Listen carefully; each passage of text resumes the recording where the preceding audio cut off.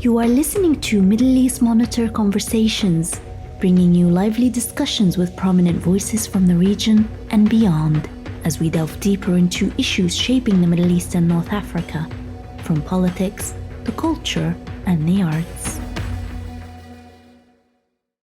Hello, and thank you for joining another conversation with the Middle East Monitor. My name is Nassim Ahmed, and I will be your host. Today, we are reviewing a new documentary, The Soil and the Sea. The documentary by Daniele Rugo looks at the Lebanese Civil War and the mass graves that have been found since the brutality and the killing from that conflict.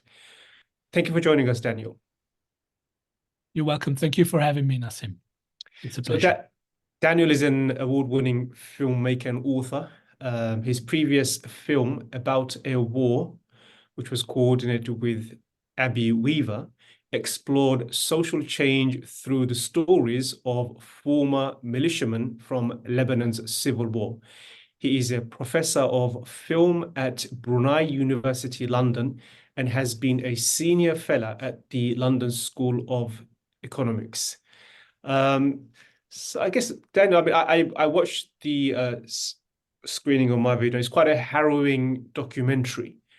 I wanted you to, instead of me explaining what the documentary really is about, I want you to begin by just saying what is the documentary about and give us a flavor before the screening next week. Yes, of course. Thank you very much, Nassim. So The Soil and the Sea is a feature-length documentary about the mass graves dating back to the Lebanese Civil War, which occurred between 1975 and 1990. About 17,000, more than 17,000 people were forcefully disappeared during the war. And it is believed that some of these people might, the remains of some of these people might be in the more than 100 mass graves scattered around the country. And so the film records some of these mass graves in locations all around Lebanon. And it does so by pairing landscape shots largely with testimonies from families of disappeared people, from various people who in one way or another have been witnessing the production, the creation of these mass graves, or who have been involved in some of the massacres and mass atrocities that led to the production of these mass graves. The mass graves and the disappearances were a feature of this conflict since its beginning from 1975 all the way to its end in 1919, and even after the end of the conflict, these appearances continued.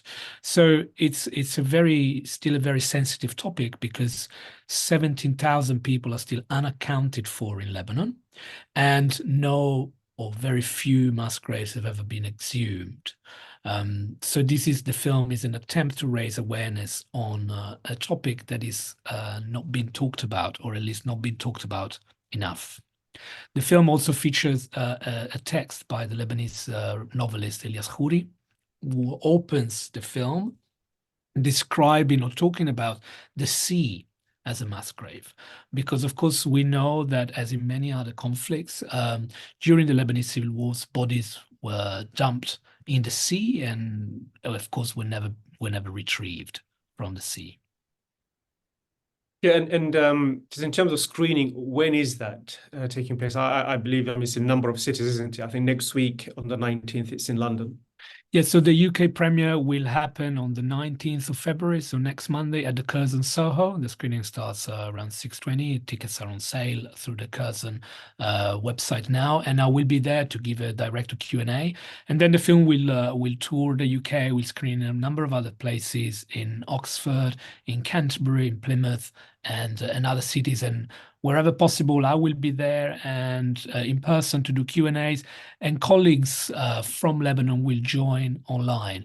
I should have mentioned this, Nassim, at the beginning, that the film was produced in partnership with an NGO called Act for the Disappeared, which is one of few NGOs that works in Lebanon on the fate of the disappeared, but also on the preservation of the sites, the unmarked clandestine graves, trying to campaign to preserve them from potential destruction or for exploitation by real estate developers. I mean, what needs to be said is that those mass graves are in everyday sites, in gardens, in vegetable farms, in behind mosques, and that's the harrowing thing. People are going by their everyday life, and surrounding them are mass graves. That's what was for me the most shocking thing while watching the preview you sent me. Yes, that is correct. Most of these sites have not been memorialized in any way. And as I said, they have not been exhumed. So they have effectively, after the war, been returned to their everyday use. So you would find in Lebanon clandestine graves, mass graves next to a school, underneath a luxury hotel, or in a vegetable patch, or in a field, or in all sorts of quotidian, mundane surroundings, to the point where when we started screening the film in Lebanon, people recognized these places as places that they live around or that they pass by. And most of the time, they had very little idea, if any, that these sites had been the theater of violence, of atrocities, or that they might contain human remains. So what the film is trying to do is precisely to emphasize the fact that when you look at these places, there is very little to see, or at least there is very little trace of violence. You cannot, by just looking at the places, imagine or assume what has happened there. And the voices that we hear unravel these submerged, hidden histories of violence that nonetheless these places guard. For instance, in one case, in a place called Tahwita in Beirut, one of the person who speaks to us describes this vegetable patch where she knows from having witnessed atrocities happening there, the human remains might be buried. And she thinks to herself, oh, the other day I wanted to go and buy some vegetables that I know would come from there. And I thought to myself, despite the fact that the soil would have been churned, it would have been changed, it would have been turned, you really do not know what's underneath. So this question of what is underneath these buildings, the university and so on, is a question that permeates the film, because it is very difficult to understand from what the places look like what might have happened there 30, 40, 45 years ago. Yeah, and talking about mass graves, of course, we are seeing horrific scenes coming out of Gaza where there are a number of mass graves, and the Palestinian populations are being traumatized because of the violence that's been inflicted on them by the Israelis. From what you've learned and discovered from your research and filming in Lebanon, this is your second documentary on Lebanon, on the gruesome past of Lebanese Civil War. What will the Palestinian population be going through now and in the years and decades to come, having experienced and been subjected to such killing and devastation, as we are seeing on our screens? What is happening what has been happening in Gaza since October is unfathomable. What is unraveling there is, by all accounts, a genocide, and one that is being perpetrated with the eyes of the world watching, and is being live streamed. What Palestinians are having to endure in Gaza is unimaginable amount of suffering and pain. And in addition to the suffering and pain of beloved ones being killed, there is the long legacy that this conflict will leave behind. And one of the legacy this conflict will leave behind is inevitably the inability for some family to retrieve the bodies or the remains of the loved ones, either because they've been left on the rubble, or because they've had to be buried in mass graves without any relative to claim the body. And we know from the research we've done from the film that this phenomenon that goes by the name ambiguous loss is the one that is particularly difficult to reconcile with and to come to terms with. So relatives of families relatives and families who have people who have disappeared, who are in mass graves, who have never been able to claim a body back, cannot perform burial rites, cannot therefore achieve that kind of closure that a funeral or burial rites in general would grant you, which of course does not take away the pain of losing a loved one, but allows you to pay tribute to the martyr, to pay homage to the person that you have lost, and to find a resting place for them. Those families who will not be able to retrieve bodies of their loved one will endure years and years, decades of ambiguous suffering and a lack of closure. We know this, for instance, from what the Palestinians in Lebanon have gone through. Part of the film touches upon the infamous massacre of Sabra and Shatila, carried in 1982 by Lebanese militia with the supervision and oversight of the Israeli army, who was the invading army at the time. And some of the people that speak in the film talk about their relatives who have likely been killed during the massacre and been buried in a mass grave as people that they're still looking for. They're still attempting to find out what happened to them because their bodies were never recovered. They just went missing on the day, but they have never been found. And the pain is of a particularly acute nature, because not only you have lost someone, but you haven't been able to properly place them in a resting place, to bury them properly. You have not been able to have that body that confirms the death, but also that allows you to have a sacred place where you can visit and where you can continue those kind of that kind of a relationship even after death. And I believe this is something that in a way we have to wait until the intensity on the conflict dies down a little bit. There are thousands of people under the rubble, thousands of people unclaimed, thousands of people whose families have not been able to retrieve, and we don't know how many of these people will eventually be retrieved and how many bodies or remains we will be able to be returned to families. So this is without a doubt a legacy that will stay with the Palestinians in Gaza for a very, very long time. It is worth noting here, Nassim, that unfortunately the question of forced disappearances and mass graves is one that is common to most conflicts, whether global wars, Second World War, or civil conflicts, right? The recent Syrian conflict. Every conflict leaves a trail of clandestine graves and disappearances behind. So in a way, whilst the film is very specific about Lebanon's history and the history of people connected to Lebanon, including the Palestinians, it is a film that tries or has the ambition to speak to a more global context, because people in conflicts as different as Bosnia, Iraq, Colombia would have experienced something like this. Of course, trauma is universal and the ramifications more or less very similar. You mentioned at the beginning of the sensitivity around the Lebanese Civil War and the aftermath. Many have also commented on the fact that there's a collective amnesia in Lebanon about the war, and there's a deep reluctance to open up the wounds of the past, because fear of trauma, fear of what would unleash is quite deep and it's quite raw. So in your filming, were there concerns about revisiting those moments from the past and shedding a light on them?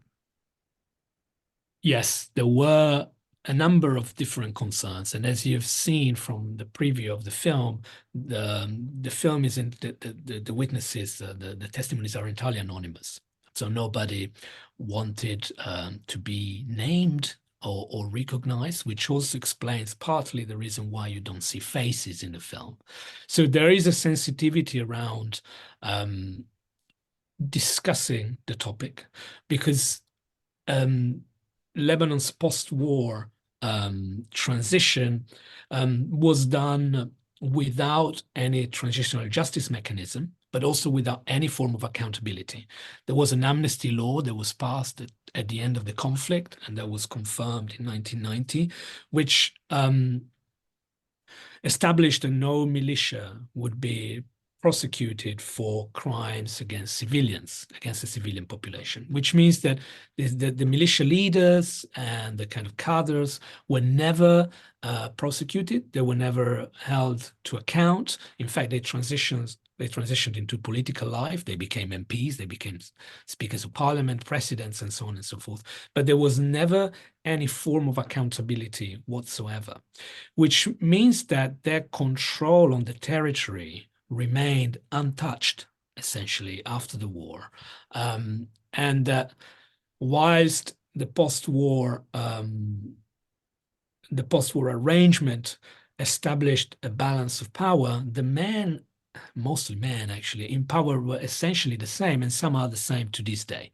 So there is a reluctance to speak out about this because, of course, this would mean calling out specific perpetrators, and in some cases, individuals who have been responsible for specific mass atrocities. And some of the people in the film do say, how can you expect to move on when the perpetrators are still living in our midst, when we still live in a system marked by the post-Civil War arrangements and by the actors that were prominent during the war. So there is if you want, a security issue there, which is felt more by certain groups and less by others. There is certainly, for instance, the feeling that those who, for instance, in the film, you have stories of people who have been kidnapped and forcefully disappeared, and some eventually returned by the Syrian regime. There is a sense that the Syrian intelligence still operates in Lebanon, and therefore that anything that could reveal, imply the Syrian intelligence, the Syrian regime in what has happened in Lebanon would be problematic. But there is also a more personal, private, if you want, emotional concern in that revisiting some of these events is extremely painful on a personal level. And it's extremely painful because the horizon does not seem to present much opportunity for justice.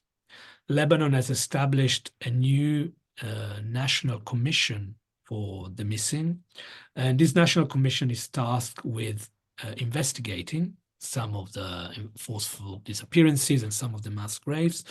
But the remit of the National Commission is one of fulfilling a right to know, a right to truth of the family. So even if the National Commission is extremely successful and families will find out the fates of the loved ones, there won't be an accountability element to it. So there is no sense that justice will be served anytime soon. And of course, this makes talking about and reminiscing about these events even more painful. And so you just explained the complexity of the Lebanese civil war. It wasn't really just a civil war. There were foreign actors. You had Israel, Syria, and many other foreign states involved, not to mention the various militia within Lebanon as well. So given the complexity, I mean, how did you go about choosing the testimonies and the eyewitnesses? Because there are victims and there are perpetrators on many sides within the Lebanese Civil War. So how did you go about doing that and to make sure that you're not seen to be pushing one narrative or blaming one victim or one perpetrator over another? Yes, you're absolutely right. The complexity of this conflict is something that is often evoked when discussing the war. There were many local actors, many international actors, Syria and Israel being the major one, but of course, at some point, European and Western powers adding implicit interventions. Libya was another one, and so on and so forth. The war changed also many times to the point where some people don't call it a one war, but various different wars within one. But there is certainly, in my view at least, this is what Abby and I also did in About a War, the previous film. There is a war up to 1982, up to the Israeli invasion. And then there's a war after 1982. This is first of all because Israel in 1982 besieges Beirut, the first Arab capital to be besieged, and kicks essentially the PLO out, kicks the Palestinian Liberation Organization out of Lebanon. And that changes completely the game entirely. And also because after 92, then you have the rise of political Islam in Lebanon as well, which wasn't really an actor up to that point. So militias like Amal and Hezbollah and become a lot more prominent. So in choosing the testimonies, we had to also account for this complexity. And as you can see, the film does not try to offer context as to the Lebanese Civil War. Deliberately, we decided to focus on the personal trajectories and on the personal stories, leaving the more geopolitical, sociological, sociopolitical background to the side. So for those who are not particularly knowledgeable about the Lebanese Civil War, really the film is not explaining to the audience what the Lebanese Civil War is. It's trying to get you to focus on specific histories and on what one could call communities of suffering, if you want. The fact that across the Lebanese territory, across the different sectarian groups, political affiliations, everybody lost someone to an enforced disappearance. Everybody would find remains in a mass graves. We did not manage to cover all areas for various reasons. The south is more difficult to access. The south, the part of Lebanon that borders with Israel. Some communities were more willing and some people were more willing to speak than others. And also the film obviously is only 75 minutes, so it was impossible to cover everyone. So we tried to maintain a balance, to make sure that we were not singling out one actor, or to give the impression that the film was done so as to attack one particular local actor. But we really try to focus on the personal stories so that you're not really necessarily trying to assess the winners and losers of the war, or who has perpetrated more atrocities, or who is more to blame for this, but rather we're trying to get the audience to tune into the personal element, the personal dimension of loss that there is in these stories. Yeah, watching it, I mean, there was this feeling in me that you're almost like walking a tightrope, not to offend anyone. I mean, am I right in saying that? Was that intentional? I don't think it necessarily was intentional, but perhaps I do share the impression that in a way, maybe we could have done more to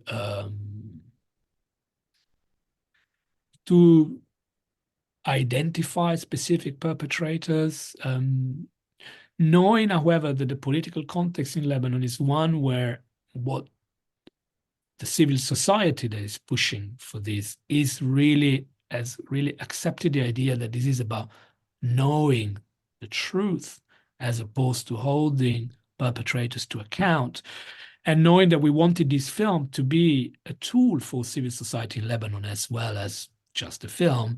I think we maybe unconsciously work within that framework. This is the framework in Lebanon. The framework is not one of we're going to go after the perpetrators. The framework is let's try to understand what has actually happened. Let's try to gather evidence, and maybe in the next phase exhume some of these mass graves, find the remains. And some members of civil society, more than others, but some members are keen to work with the establishment and political parties to see whether they can help in this quest for truth.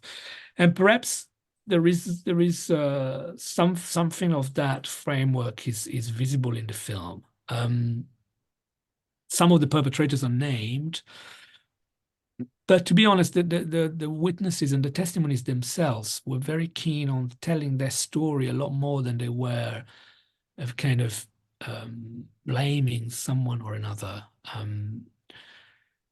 I mean, I should say, I mean, it's not like the voices are not explicit on who their perpetrators were. I mean, so it's not, you're not saying this, but it's quite clear if you want to watch it. But it seems, I mean, you're giving all the voices to all the different victims, not just one faction or one group.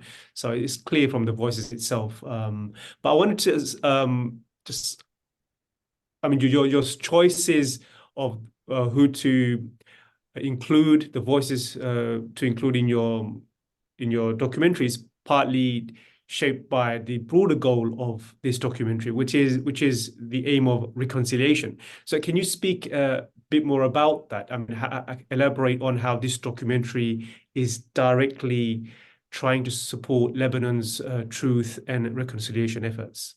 Yes, I think definitely the film is trying to enter into the conversation more than around reconciliation itself, although that, of course, it's important.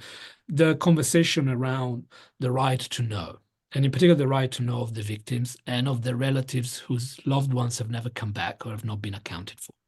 So rather than the film necessarily trying to suggest ecumenical or a broad message of let's come together, the documentary is trying to say there is suffering across the board and there is a need for this suffering to be addressed. And it needs to be addressed by some truth-finding mechanism.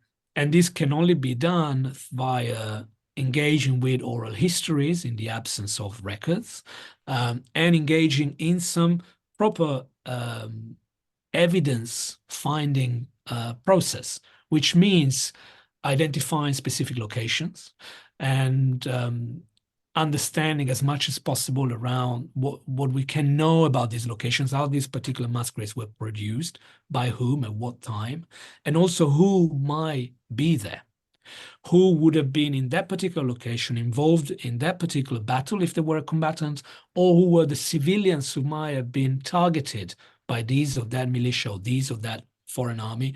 And from there, think about reconstructing the circumstances around the disappearance of specific individuals and potentially their death at the hands of these or that actor. The goal of the film is to offer tools to the National Commission and to any other international or local agency and group that is working on the topic, some tools to begin to do that truth-seeking process. This is the idea, really, of the film. Reconciliation is a much more complex issue, if you want, because it is not simply the obstacles, if you want, to reconciliation.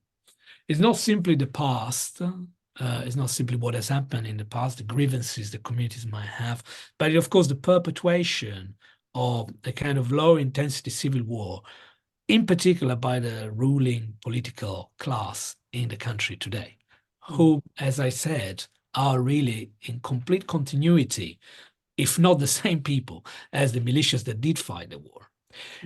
And then there is, of course, a geopolitical context that needs to be taken into account, where alliances vary. And we've seen this during the filming of About a War and during the filming of these. And of course, for instance, the war in Syria contributed a great deal to a polarizing Lebanese society, because different groups feel themselves closer, more or less, to the Syrian regime, more or less to the opposition, more or less to the Syrian Intifada, to the uprising.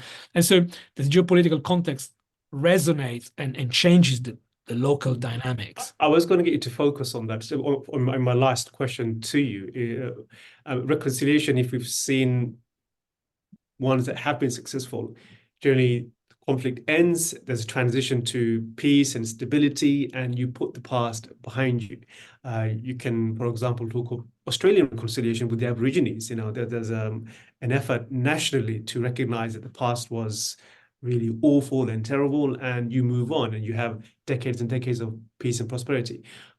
But Lebanon hasn't really had a chance to do that. It's still fractured politically, socially, communally. It's still being attacked and targeted by Israel. There's constant battle, and economically, it's been completely decimated. So in that kind of context, I mean, how challenging is it for you to be able to achieve your goals and your aims of helping Lebanon's civil society to move on, find reconciliation, find peace. That seems like an almost impossible task, in my view, given how fractured things are still. It is difficult, but it's also true that there is, and there has been for a very long time, a very vocal, organized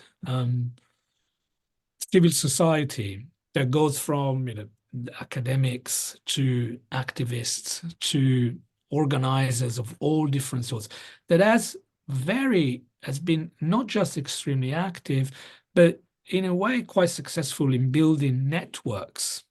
And these networks were then visible during the Lebanon rising of the just before the pandemic, the October uprising, where you could see that there were networks of civil society that managed to organize and to come together against a ruling class that is clearly not intending on relinquishing any power.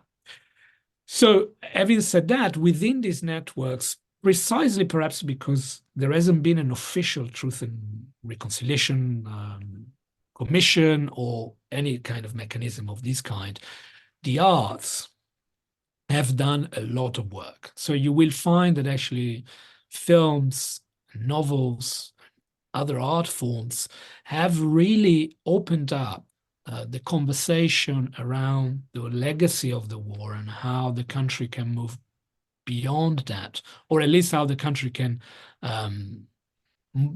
process and go through what the war has meant, have played a very prominent role.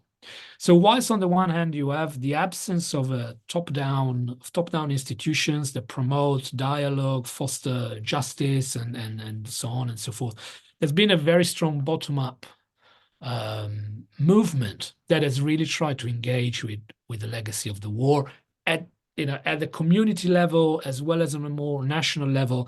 And often this work has been aided, supported, and has coagulated and manifested in artworks of one kind or another.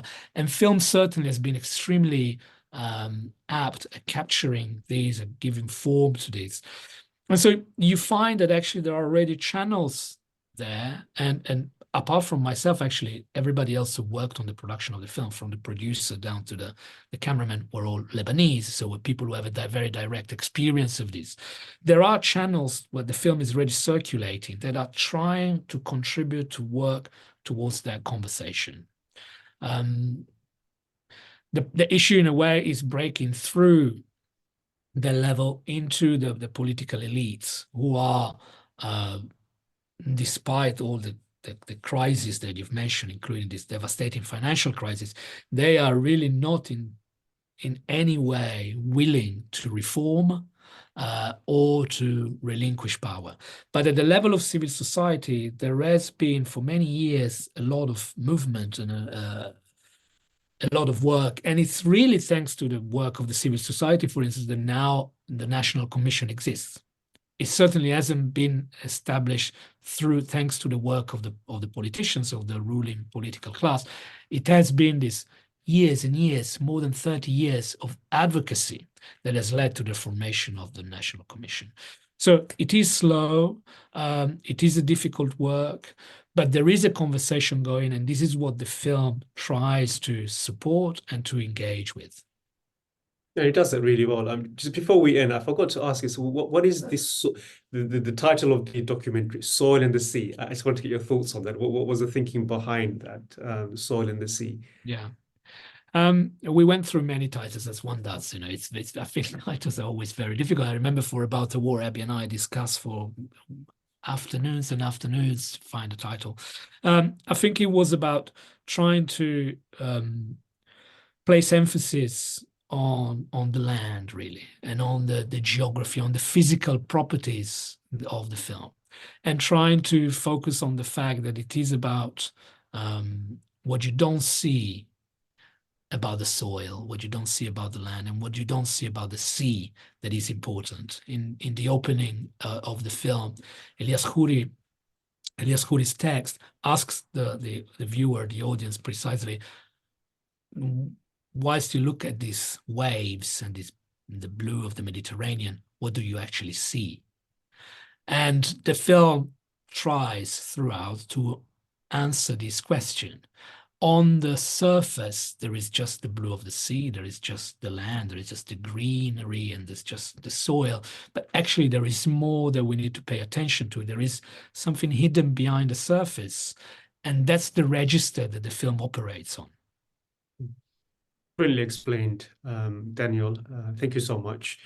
The screening in London, as you said, is on Monday the 19th, Corazon Theatre, and it's also been screened across the country as well. So go to the website, Sword in the Sea, and you'll be able to find the screening for yourself. Thank you, and thank you at home for tuning in and watching another conversation with the Middle East Monitor. Bye-bye. This was Middle East Monitor Conversations, brought to you by the Middle East Monitor in London.